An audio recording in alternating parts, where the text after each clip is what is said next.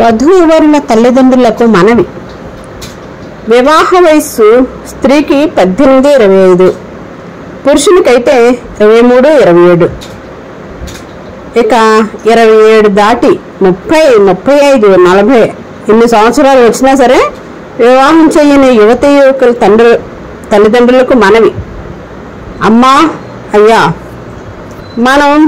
మన పిల్లలకు 35-40 ఏళ్ళు వచ్చినా కూడా సాఫ్ట్వేర్ ఉద్యోగం లేదు, లక్షల్లో జీతాలు లేవు, కోట్ల ఆస్తి లేదని, మరీ ఉమ్మడి కుటుంబం అని, అతనైతే వ్యాపారస్తుడని, వాళ్ళ తల్లిదండ్రులు అయితే పాత సామాన్లని, అన్నదమ్ములుంటే వాళ్ళేమో పనికి మాలిన వారని, ఇంకా అక్కా చెల్లెలుంటే ముష్టి వాళ్ళని, అనేక కారణాలతో మన అర్హతను బట్టి కాకుండా మాకే అమ్మాయి ఉంది, మేమే చాలా గొప్పవాళ్ళం అని అత్యాశకు పోయి మంచి సంబంధాలు వచ్చినా సరే పెళ్లి చేయకుండా మనం మాత్రం మన అమ్మాయిలు అబ్బాయిలు కష్టపడి సంపాదించిన లక్షలాది జీతాలతో మన ఇల్లు కొనుక్కుని ఏసీ రూమ్లో రకరకాల భోగాలను అనుభవిస్తూ మన పిల్లలకు కుంటి సాకులు చెబుతూ త్రిశంకు స్వర్గాన్ని చూస్తున్నాం.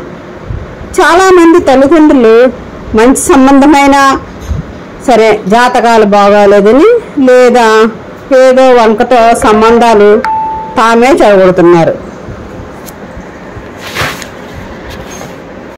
తల్లిదండ్రులు, అన్నదమ్ములు, అక్కా చెల్లెళ్ళు లేకుండా అనాథులకు ఇస్తారా పిల్లలను? కోటీశ్వరులు ఎక్కడో ఉంటారు, అది వంశపారంపర్యంగానో లేక పెద్ద వ్యాపారం చేసో లేక ఏదో అదృష్టం కలిసి వచ్చో అయి ఉంటారు.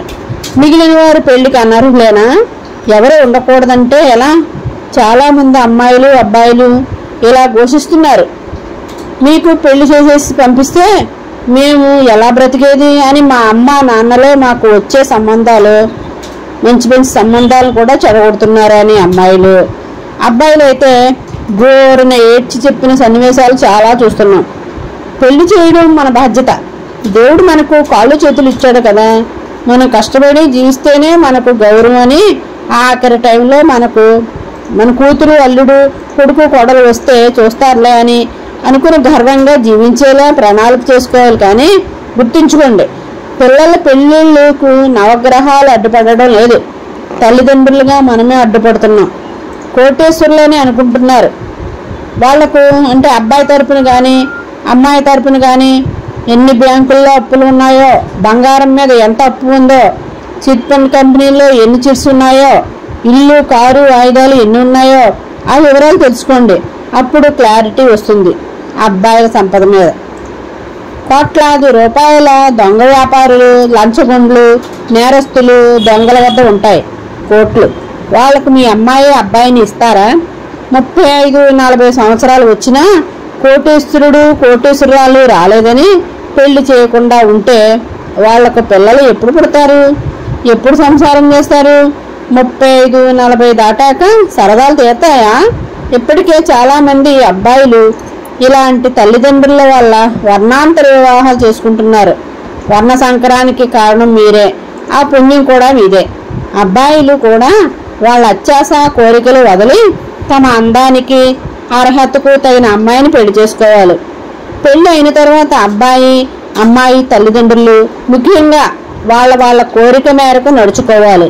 వాళ్ళ సంసార జీవితంలో వాళ్ళ అభిరుచులలో అడ్డుపుల్లలు వేయకుండా ఉండాలి. కొంతమంది అబ్బాయి తరపు తల్లిదండ్రులు వాళ్ళ అబ్బాయి వాళ్ళ అధీనంలోనే ఉండాలని కోరుకుంటారు. మరియు వాళ్ళ అబ్బాయికి వచ్చే సంపాదన మీద అజమాయిషీ చేస్తారు. అదే తప్పు. అక్కడే వాళ్ళ మధ్య గొడవలకు కారణం అవుతారు. ఆ గొడవల్లో అమ్మాయి తరపున వారు కూడా కలవటం వల్ల వారి చేతులారా వాళ్ళ పిల్లల జీవితాలు పాడు చేసుకుంటారు.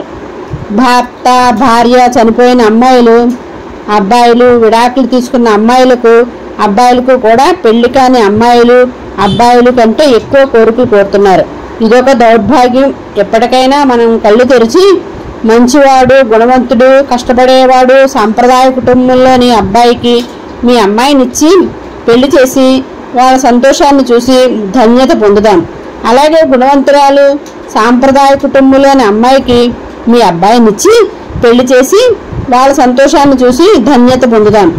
లేదు మేం మారం అని అనుకుంటే, భగవంతుడా మాకు మా అమ్మాయిలకు అంటే అబ్బాయిలకు ఈ భూలోకంలో తగిన వరుణ్ణి వధువుని నీవు పొరపాటును సృష్టించడం మరిచి ఉంటావు.